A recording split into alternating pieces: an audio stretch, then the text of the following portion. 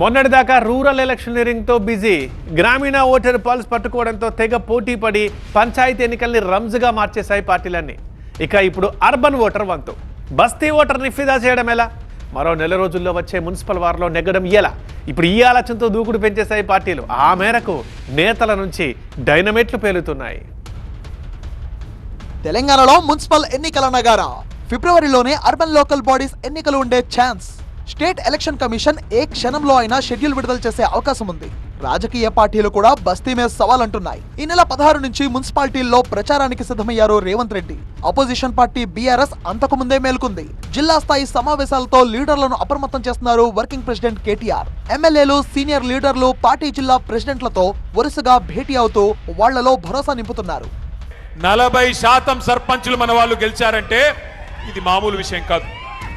అది కూడా 2 ఏళ్లలోపే.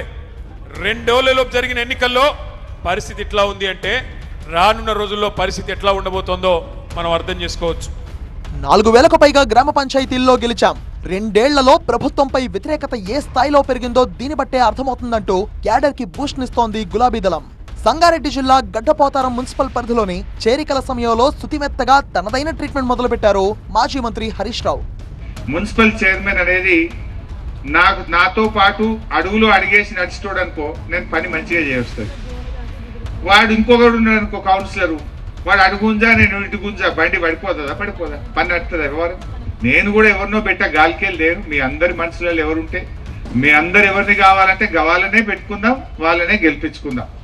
Ruling party కూడా జూబ్లీహిల్స్ ఇచ్చిన జోష్తో ముందుకే చూస్తోంది. క్వార్టర్ ఫైనల్స్ కొట్టాం, రేపటి రోజున సెమీఫైనల్స్ కూడా కొట్టబోతున్నాం. ఫైనల్స్ లో కూడా మాదే విక్టరీ అంటోంది. రేపు మున్సిపాలిటీలో కూడా తప్పకుండా 4వసారి కూడా మళ్ళీ చంప చెల్లమనే విధంగా రాష్ట్రంలో అర్బన్ లో ఉన్న ప్రజానీకము కూడా ఇందిరమ్మ ప్రభుత్వం దీవిస్తుంది. నోటికి ఏదొస్తే అది మాట్లాడితే ప్రజలు 3 సార్లు కర్రు కాల్చి ఓత పెట్టారు. 4వసారి కూడా ఓత పెట్టబోతున్నారు. పంచాయతీ ఎన్నికల్లో కంటే మున్సిపల్ పోర్లో ఎక్కువ సత్తా చూపుతామన్న ధీమాతో ఉంది టీమ్ ఆఫ్ రేవంత్ రెడ్డి.